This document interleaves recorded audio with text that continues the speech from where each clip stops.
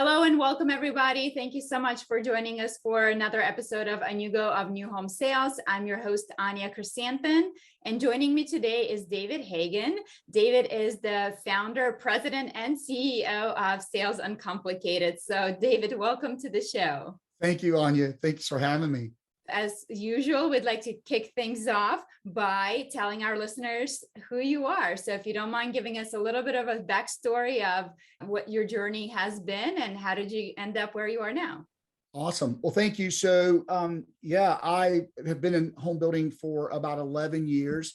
Some people think it's interesting that for 15 years before that, I was in ministry full time. I served as a pastor and was in sales prior to that. So after the time that I felt like I was doing what I was supposed to do in pastoring, I really wanted to get back into sales and wanted to get back into sales leadership. A friend of mine who is a developer and home builder down in Savannah, which is where I'm from, reached out to me. We spent really a year thinking and planning, praying about the process and making that transition. And so I started a little over 11 years ago as a leader for a new home sales team for builder in Savannah and was there for several years. I moved to the Atlanta area 4 years ago. So I've worked for 4 builders, 2 large top 10 national home building companies, and then 2 smaller private companies. In February of this year, I decided to step out on my own and launched my own company and am full-time now training salespeople, sales teams, which is what I've done really most of my adult life is leading and training. And it's really a passion of mine. So Sales Uncomplicated is the name of my company. And so you gave several titles. Anya, I don't want to add another to founder and president and CEO, but I joke that I am the chief executive uncomplicator. So I guess that's the CEU of Sales Uncomplicated. Well, I love that. Absolutely. So your method is called Sales Uncomplicated Method, which I already like the idea of that because I think we do tend to create so many steps and make the sales process really, really complicated. So am I right to say that your goal is to make it as easy and straightforward as possible? I really thought about writing a book on sales for about 10 years. I've thought about sales training, for 10 years. Actually, the man who got me involved in this industry encouraged me, almost from the time I started working with him to get into training. And so for probably 9 of those 10 years, I really didn't know what I could add to the, thousands of books and podcasts and TED Talks and all the material that's out there on sales. But it became clear to me a little over a year ago when I realized, and to your point, that so much of what we have, not just in the home industry, new home industry, but really, around different industries, there's so much that's so complicated in sales, from, critical path sales processes to scripts and scripting and things that really are hurdles to our teams, to our internal customers, that just makes the process more difficult, and then it makes it more difficult for customers. And so, I wrote a process. I'm writing a book around the process. I call the sales process the Uncomplicated Method. And just really kind of jokingly, I stayed away from easy because I don't want anybody to pick up a book or pick up some of my training material if they're looking for like the easy way out, because I don't really think there's an easy way out. I think it's hard work. And I stayed away from simple because sometimes 1, that word is overused, but 2, that's not always a compliment when somebody says something is simple. So I feel like uncomplicated is another way to say it, but to without conveying that it's simple or easy. And I also joke that uncomplicate's a good verb, because that's what I see our company's mission is, to come in and uncomplicate things. And to increase sales, to increase revenue, to increase margins, really, and help the organization all together. So David, when you work with your customers, where do you typically see the most complications, happening? Where is there a common area that you're like, oh my goodness, this is where things are just way too convoluted. We need to, figure out your process. Where do you Yeah. see that? Yeah, that's a great question. I really saw, so I've seen it, repeatedly. Like I said, I've worked with sales teams and even in teaching and instruction, really even when I was in ministry, and it's always about simplifying the message. Anytime we're communicating, it should be to make the message as simple as possible, and then to reduce or eliminate all hurdles in the process, so that our people that we're teaching and training not only can understand what it is they need to do, but so that they can execute on it. And what I found, and there's some great training, I love to read, there's some great trainers in our industry, some folks that I respect highly, and folks that I, communicate with and work with regularly, who really have paved the way. And so, it's not that, oh gosh, everything is bad and, we need to change everything. In fact, in my sales process, I build on the time-tested principles. But to answer your question more specifically, where are the challenges? I think it's when salespeople are trying to learn a process. Sometimes we take something that is easy and maybe we don't really mean to, but we just kind of complicate it. I've seen, Anya, where it seems like an author will take a word, and where anywhere he or she can, they'll replace one word with two more difficult words. And then when that thought or idea gets, rewritten, then those words are taken and they're replaced with a couple of more, more complicated words. And it seems like instead of trying to make things as easy as we can, we make it as hard as we can. So I have a challenge, and it's actually written on my dry erase board. You can't see it, but it says, David, keep things embarrassingly simple. And that's really what I aim to do. I know in my years of communication, if I can make it embarrassingly simple, and what I mean by that is it embarrassing to me? I'm not trying to, wow anybody with a new vernacular. I'm not trying to blow anybody's socks off with any kind of new ideas. And so really just trying to take things that are just time tested and proven, and instead of, trying to come out with something new or make it look like I'm coming out with something new, I'm really trying to the converse, and trying to just make it simpler, even though I've said that's not the most, complimentary term, but it really is about just making it as easy as we can, removing all the barriers that we can, so that everyone finds success. Yeah, so this speaks to my marketing background, because in marketing, the key is to make your message as clear as possible and use as few words as you can, so that third grader can understand it. So you're spot on with that. I think you definitely got it. And I think one of the issues that we run into today's sales process, or I shouldn't say today's sales process, because the reason that the sales process has not been really revamped in a recent years. So we have, as you mentioned, the critical path, and that sales process existed for years and years and years. But as consumers, we've come a really long way, especially in the last 2 years, in how we like to shop and how we like to do business.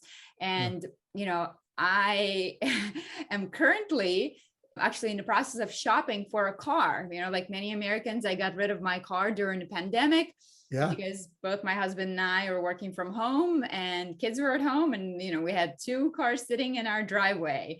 And so we got rid of that. Now that my husband's back to the office and kids are back to their normally scheduled activities, it's starting to get a little bit more difficult. So it's like, okay, let's look for a second car. And it's like, car shopping is like, I don't know, for me at least, it's in the top 5 with like, going to the amusement park, going to a grocery store. Right. Those are the things that are like not fun in my book. I mean, we all love that new car smell, but the shopping process is, I would say, very painful. And I think most consumers, when they shop for new homes, I think it's very similar. Like, we love the idea of having a new home and moving into a brand new home, but the whole process is it stinks, in my opinion. Yeah, that's interesting. So I just want to make sure I'm clear. So you were ranking buying a car up there with the grocery store and the amusement park. Are you saying that you don't like the amusement park, Anya? Because it's I'm one of those people that, like, yes, I do not like crowds. crying children. I love my own children, everyone else's children, not so They're on much. their own. Yeah. So yeah, that's Yeah. just not my idea of fun. Well, So I wanted to make sure I understood that, where you were ranking them, but I think you're right. And it's interesting, the new car smells great, but the process stinks. I love that. That may be a great title for an article. I would say that the majority of consumers buying any large ticket item, whether it's a car, a boat, expensive jewelry, a second home, whatever, would agree with what you're saying, that, they don't like the process. It's interesting, the last few cars my wife and I have purchased, and even with our kids, we're one of those families that is shopping under the lights at 9:30 at night. So grateful that dealerships will leave those lights on until midnight or whatever. And it's interesting that the 10 or 15 times over just the last few years that we've done that, we're never alone. There are always other people that are shopping. We all know that the dealership is closed. It's not like we got there at 9:30 at night and, oh shucks, the dealership's closed, let me just look around. We went there because they were closed. We didn't, and I'm in sales and I love salespeople and I'm proud to be a sales professional. However, there are times when we just want to see things and experience things on our own before we're ready to engage that salesperson. And so I think there are a lot of people that shop, after hours for that very reason. Oh yeah. I mean, this weekend, my husband looked at me and he said, we were supposed to do yard work, but it's going to rain all weekend. So let's go check out cars. And I looked at him like he was crazy.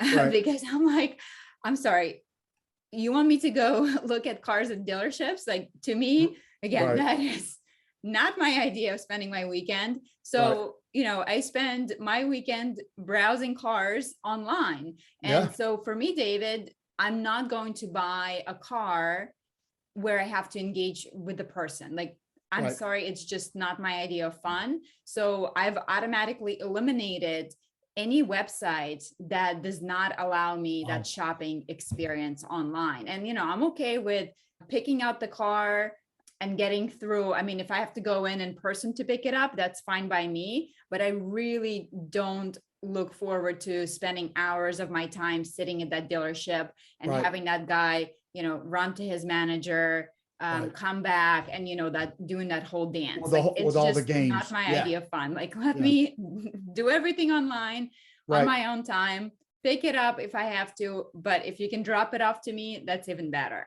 I can imagine that your sales process is probably responding to that. One of the things we have to just keep sight of, and I'm so grateful that you shared, your personal experience. We're all buyers, we're all consumers. And I think so often in sales, I know in new home sales, we tend to, even subconsciously, we tend to forget that, we lose sight of that. There is an adage that people will use, and I've heard it in real estate, and I've used it in the past, and maybe most of your listeners have. It's that old adage that, well, buyers are liars, and we'll say that, and it rhymes, so it kind of sticks, and it's kind of a way, they never tell you the truth. I don't like that adage, because it kind of pits us against buyers, right? It kind of sets up this, again, it may even be subconsciously, but our subconscious is very powerful. And so when we say things like buyers are this, or buyers are that, or, we're this and we're that, we're setting up a dichotomy, and it's an us versus them. And so, it's okay in college sports, I'm a Bulldog, we're the national champs. You might be, Nittany Lion. Okay. So yes, go Nittany Lions. And so it's okay to have some friendly competition in these other areas that we tend to compartmentalize ourselves, right? But in sales, we have to be careful that we never do that, because we begin to pit ourselves against the customer, and then everything changes. We begin to think that our customer's different, right? I feel this way, so they must feel that way. I see things this way, so they see things that way. And so it's so important to keep the mindset that you have front and center. and to be motivated, right? To set our behaviors based on our experiences, whether it's buying a new home or a new car. I bought a home from the builder I was working with 2 years ago, and it was so eye-opening. It's the first time I'd ever bought a new home from the builder that I worked with and worked for. And it was a great experience. You know, I have a great experience with that home building company. I love them to this day. But it does give us just a heightened sense of awareness when we go down that path. So we don't have to wait till we buy a home to learn from that experience, and just keep that idea that, hey, I'm a buyer, I'm a consumer. How can I relate that? How can I translate that into what I'm doing on a daily basis? Mm-hmm. Now, one thing I will say is that there's probably a lot of home builders right now that are saying, like, what are you talking about? Like this, like you don't want to shop in person. Like most consumers are not like that. And you could see people who are lining out the door to buy our homes in the last 2 years. And I think that's a huge caveat that we have to understand, is that a lot of consumers didn't have a choice in the last 2 years. Right. If you look at the home inventory, it was at a low, all-time low. A lot of home builders, as we know, are not exactly trailblazers when it comes to adapting new technology. So although many of home builders have adopted some of the technologies like virtual tours and even ability to tour homes after hours with companies like Enter Now, for example, where you have a remote access to tour model on your own time. So we have certainly come a long way, but I think when it comes to home building and automotive industry, we're still worlds apart. Right now, we're excited to start seeing some home builders offering buy online, and there are some companies that are definitely making that a standard practice along with their typical sales process. But I'd say it's more of an exception than the rule. And for a lot of our consumers, they were probably forced to go down through the process that they not necessarily would choose otherwise if they had other options. And just because they chose to buy a home in the last 2 years, it doesn't mean that they're going to choose to do that again if given an opportunity. So I just want you to be aware of that fact, when we're talking about the evolution of the sales process as a whole for our consumers. Yeah, I agree. I agree with you, Anya, 100%. I think that, one of the words, and if we're not careful, it'll become a buzzword if it hasn't already, but I think it's something to think about, is just being adaptive, adaptive to the buyer. And I don't mean just that our website is adaptive. When you talk about, our industry being late adapters, there are some that still maybe don't even have adaptive websites. And so how much more is it to ask to have an adaptive sales process, right? Or even an adaptive sales culture. And I think that's what you're talking about is, I need to meet the buyer. There's something that I learned, and I love your marketing background. There's something that I learned a long time ago, and it is this, and it's just, there are very few absolutes, but this is an absolute. And that is that the market dictates everything. Full stop, right? The market dictates everything. And so to your point, it's one thing when the market doesn't have alternatives and they have to, either visit us on site or start the process on site. But as there are other options, the market is going to move toward those options. I mean, they're going to move to what they want, like water. You can't capture it. You can only provide a way to get the market where they're moving, to move into your store. I agree with you wholeheartedly. I think, buyers are starting their processes online. We know that. I saw something. In fact, I wrote an article recently that quoted an association, National Association of Realtors study, and I'm a member of the National Association of Realtors. And so we got this article about the last census data. And so then there was some follow-up based on census data and how people are responding to real estate. And so then there was a study. So NAR did a study, National Association of Realtors did a study of actual home buyers in 2021. And the number that was kind of incredible to me is that only 2%, this is actual buyers. This isn't a survey of just people or potential buyers, but actual buyers, people who contracted on a home, whether it's new or resale in 2021, only 2% of them visited a builder or a builder's model home first, right? So now we get it. I remember 10 years ago, that number, 75% of people search online, and then it was 80 and 85 and 90 and 92, 93. We watched it tick up. I think we would all agree that 100% of people search online when they're looking for a home, right? I think we know that. So, but what was surprising to me was that only 2% of people started with the builder or the model home. Mm-hmm. So I get that 100% of people are using the internet and all the tools that it affords.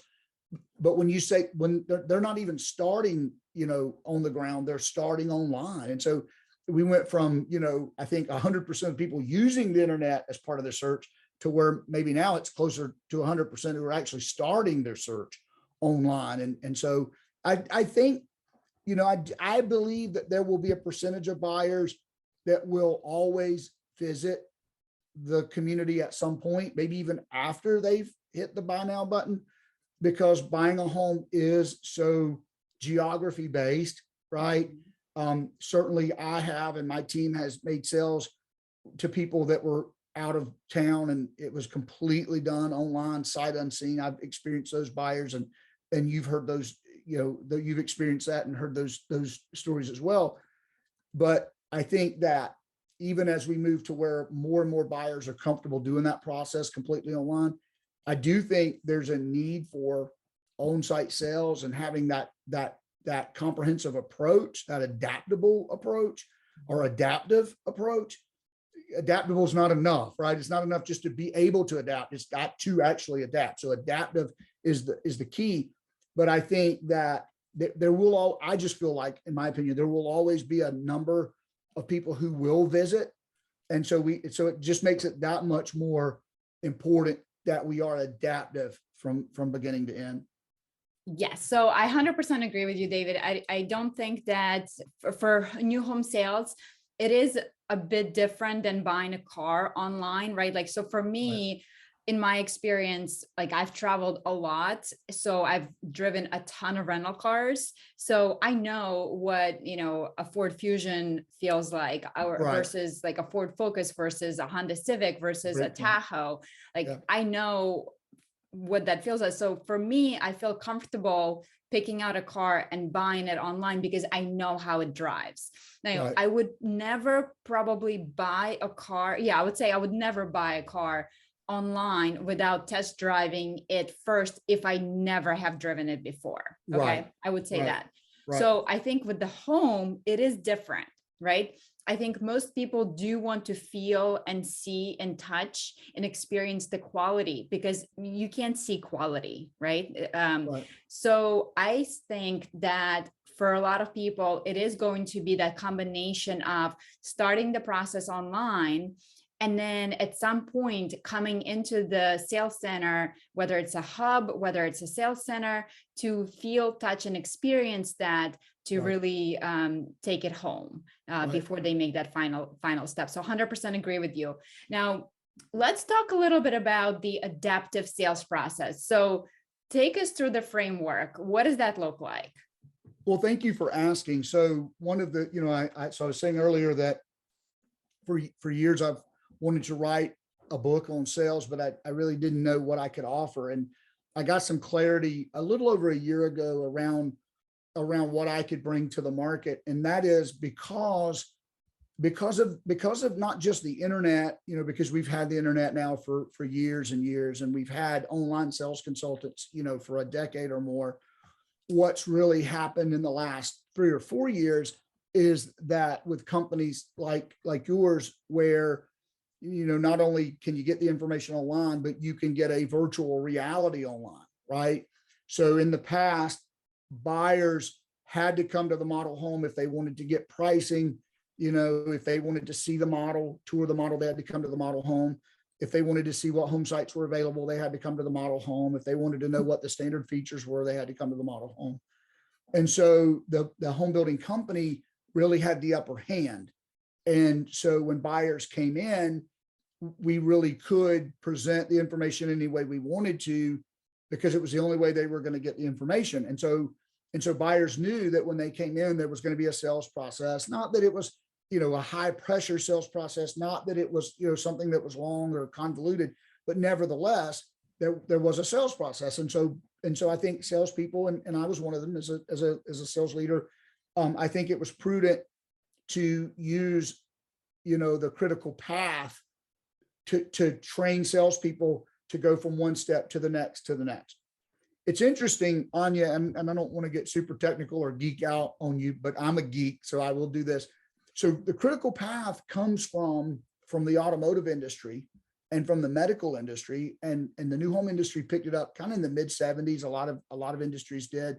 So like if my child breaks her arm and we go down to the emergency room of the local hospital, I'm glad that the medical industry has a critical path. I'm glad that when my daughter goes in to see the triage nurse, and even before the triage nurse, right? Even from the moment the first staff member sees, the patient, there's a critical path. They're checking different things. They're checking vitals. They're looking for, what's going on. Where's the pain? Is this person in duress? And so I'm glad there's a critical path in the medical field. Like, I don't want you, skipping around or adapting, if you will, in that world. And the same thing with automotive manufacturing. When you're assembling a car, manufacturing a car, there's a critical path to the way that car is assembled. One part has to go before the next. We can even see that in new homes, right? You have to lay the foundation before you can put up the framing, right? And then you have to, do the wiring before you can put up the sheetrock, before you can, you have to do the sheetrock before you can paint or do cabinets. And so it's great that there is a critical path in certain areas of industry that we should always have. But in sales, the critical path, it just seems to me that it's no longer relevant. And that might be a strong word, is the critical path obsolete in sales? I think it may be, and here's why. When the buyer came in, even a few years ago, the buyer came in because they didn't have any of the information. We could, and I think we were doing them a service by, whether it was starting with greeting and then rapport. We did our discovery. We asked all the right questions. And then we went into presentation and even demonstration where we showed the home. We, answered objections and worked to overcome objections. And then we taught salespeople to close, and then if, to close again. And then if they couldn't, to follow up. And that really is, the sales process in a nutshell. But today the buyer comes in, they're not necessarily at the beginning of the journey. 2%, according to that NAR study, 2% of buyers last year started at the model home. And so, so 2%, according to that study, statistically, 2% of your customers, you can still carry through that critical path from beginning to end in that linear structure. But the other 98%, they're not starting there.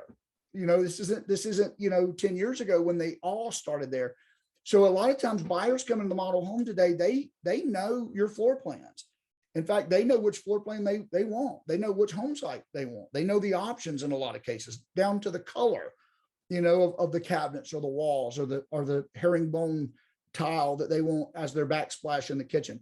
And so, can I jump in here real quick? Sure, please do. Yeah. So this is why it's so important that you guys provide that information on your website, because if I'm a consumer and my expectation is to not buy a home online, but my expectation is at least to get enough information to say, okay, right, you know what, it's worthy for me to go ahead and put myself through the torture process and actually go into this model home, right, to meet with the sales representative because I'm interested enough. But if you don't give me anything, if I just have your, maybe a floor plan, but I can't interact with it, I have no pricing, right, I don't have available home sites, the website, right, hasn't been updated, and I'm sorry, I'm not wasting my time driving to go see you. So sorry, go ahead, David. No, I love that, Anya. And if I may, before I get back to that process on site, I think, again, you're so right in that when buyers today are looking, even with cars, you probably have experienced this, and you can tell me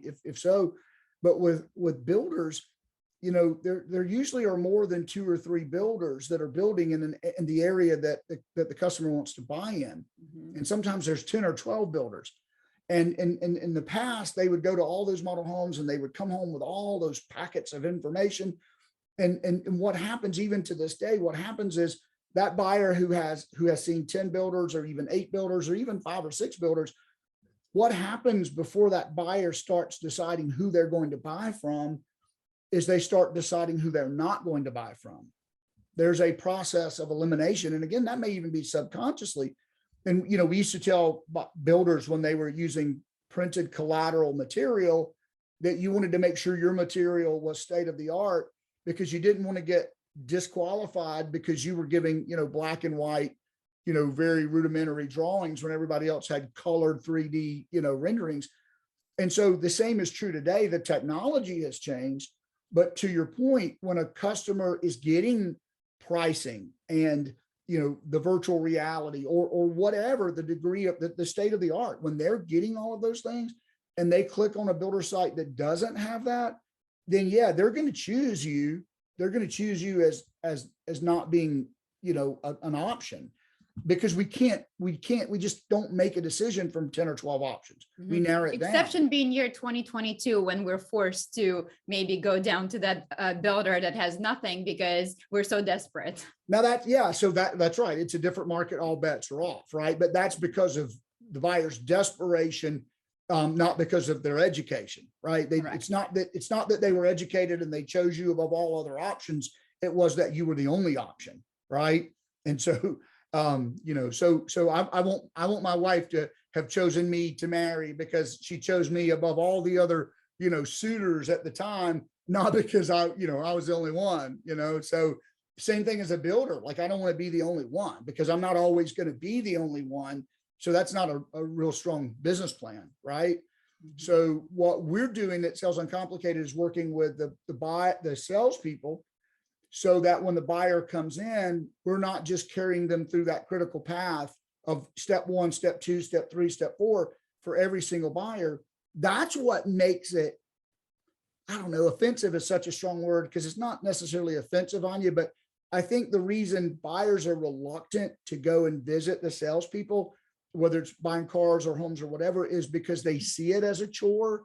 They're afraid they're going to be taken advantage of. They're afraid it's going to take a lot of time. There are all these reasons. And so what we're doing with this adaptive sales process is showing salespeople how you don't have to go step 1 to step 2 to step 3 to step 4. If the buyer comes in and they want to see the model home because they're that far down in their buyer's journey, then what our sales process allows is that the salesperson can jump right into our step 3. So we've taken, nothing is new. I had a client the other day who asked me, it was a potential client at the time, who asked me if my sales training would work for the veterans on their team. And I explained that it does, because we're taking the greeting, the welcome, the discovery, where we're asking questions, presentation, demonstration, overcoming objections, the close, and then the follow-up. Those are the process. That's the process. Like, nobody alive today invented that process. That's the way we've been selling for hundreds of years. What I've done, and it's really not a matter of invention as it is just observation, is over the last years, is I've watched really good salespeople who have learned to adapt when a customer's in front of them and they realize, look, I don't need to go, this customer doesn't want to do small talk. They don't want to build rapport. They don't want to answer my questions. They want to see. They're ready to see because they're online. They've done all of this other research. They're not given to me doing this presentation to get what they want, because they already know what it is. They come in the model home asking, hey, can I go see, home site 11? They already know it. And so I've seen really good salespeople over the years, Anya, that just, they adapt. And so what I've done is created a process where we've reduced the process to its most irreducible point. So we've taken that whole process and reduced it to 4 phases. And we're training salespeople where you can start in any phase. It's still a process. You still need to go through the whole process. But sometimes we have a customer who doesn't want to build rapport, doesn't want to answer questions. If our salespeople are able to start in what I call the contribution phase, they're able to start with a demonstration and show that buyer, how this home can change their life. Now that buyer is more open to a dialogue, and they're building rapport, and they're doing discovery questions. So to your point, it's not torture maybe for buyers to go in once they've been able to get the information that they want, right? And they now know what they're going to see. And when they maybe even have already had a conversation with a salesperson or the on-site team or the online team, and they now feel comfortable that when they go in, they're not starting back at step one. Their salesperson has the information that they have and knows what they want to do. And then one last thing I would just say is, what happens so often when a buyer comes in and they want to see the model, they want to get to step 11, but our sales team, even, great experienced professional salespeople, we're secret shopping them on our process, which we should. And so they've got to do step 1, step 2, step 3, step 4. I know an experienced sales leader, Anya, that when she was working for one of the top 10 builders several years ago, she told me that she actually failed her secret shop because she was being adaptive to the buyer. I mean, she was a number one salesperson, like not just in their division, but like in the region, but she wasn't sticking to the process. And so she failed the shop. And she had a conversation with sales leadership about, the reason I deviated was, because of this. And so she really had a process, but it didn't align with their process. So that's really where we are, is just equipping sales leaders to train everybody on how to adapt to the buyer that's in front of them, and not abandon the process or the customer, but to be able to stay through the process and to be able to maintain some control in the sales presentation, regardless of who that buyer is or how they want to buy.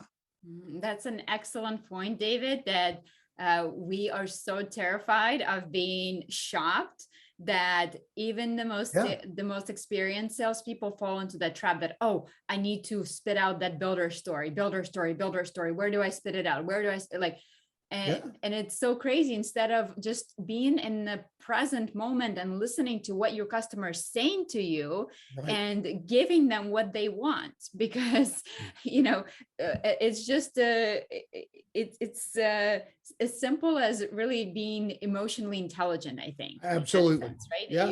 You're understanding what they want, you're responding to them, and that's much more valuable to your customer than you completing the 12 steps or whatever the process is. And you said emotional intelligence. It's so important, Anya. We're teaching our clients that authenticity is key. Like buyers feel more comfortable when their salesperson is being authentic, when they feel like their salesperson is being real, right? Yes. And yet we're giving our salespeople these scripts that don't allow them to be authentic. To your point, they don't even allow them to really listen to what the buyer's saying, because they're having to, it's not even think about what you're going to say, it's think about what you're supposed to say. Right. And so it's not authentic because it's not even your words. And so I don't have anything against scripts as long as the salesperson can use their own voice and write their own script. We don't provide scripts. We provide suggested language that helps the salesperson, craft their message in their own voice, so that one, they can be authentic. The customer gets that certainty and confidence that they're dealing with an authentic person. And then two, they are using, their emotional intelligence. Transactional intelligence may have been enough when in the deepest days of the lockdown, because like you said, buyers didn't have a lot of choices. And so, just give me the stats, and sure, I'm going to buy this. But, now we're seeing that, emotional intelligence is everything. This is a corny old cliche, but people don't care how much you know until they know how much you care. It doesn't matter how corny that gets or how cliche that gets. It's the truth. And so we have to be able to allow our salespeople and equip them to use emotional intelligence along with their technical intelligence and their transactional intelligence. 100%. And such a great point again about scripts. So I'm not a fan of scripts myself, but I am a big believer in having an answer, in the sense that Yeah. you know what objections your customers are throwing at you. So you don't want to be caught like a deer in the headlights, like, oh, what do I say? You know, right now, Right. you know, people are going to say, oh, interest rates are going up. Like, what is your answer to that? So you should have a researched answer, but yeah, the Right. key is to make it in your own voice, that it's not, I memorized this paragraph and I'm now reciting it back to you as an answer, and I'm not really listening to what your real objection is, to overcome that. So David, thank you so much for sharing all the information with us today. I truly believe that it's a game changer when it comes to new home sales. And it sounds like a sales experience that I could possibly tolerate myself. Well, I'm glad to So- hear that. I'm glad to, if we can win over somebody who doesn't like amusement parks, then we're winning. And so I love that. I love that. Yeah. So David, if somebody wants to learn more about your process and to connect with you, what's the best way to go about that? Yeah, that's awesome. Thank you, Anya, for asking. So our website is salesuncomplicated.com. And so if you come to salesuncomplicated.com, you'll find out all about us. There's some, there are some links to reach out to me.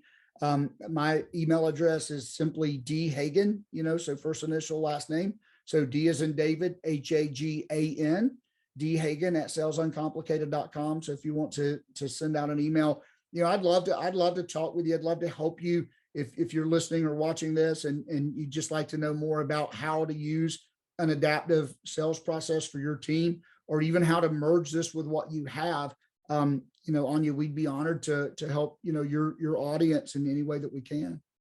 Awesome. Well, thank you so much, David. I appreciate you being on today and sharing this information with us, and really changing and pioneering the way we sell new homes. I hope to see you in the near future, hopefully at an event somewhere. Is there anything coming up for you that you can plug? Yes. So I've got a couple of things. I'm speaking at a couple of local events. I say local, I'm doing something in Hilton Head, South Carolina next month. I think the next biggest thing, and we might be on the slate together, is the big conference that Roland Nancy hosts in the fall on the beach. So I'm looking forward to that. But yeah, I've got different events that are happening, and we post that information on our website. So yeah, I'd love to see you, and look forward to seeing your audience out there on the road somewhere.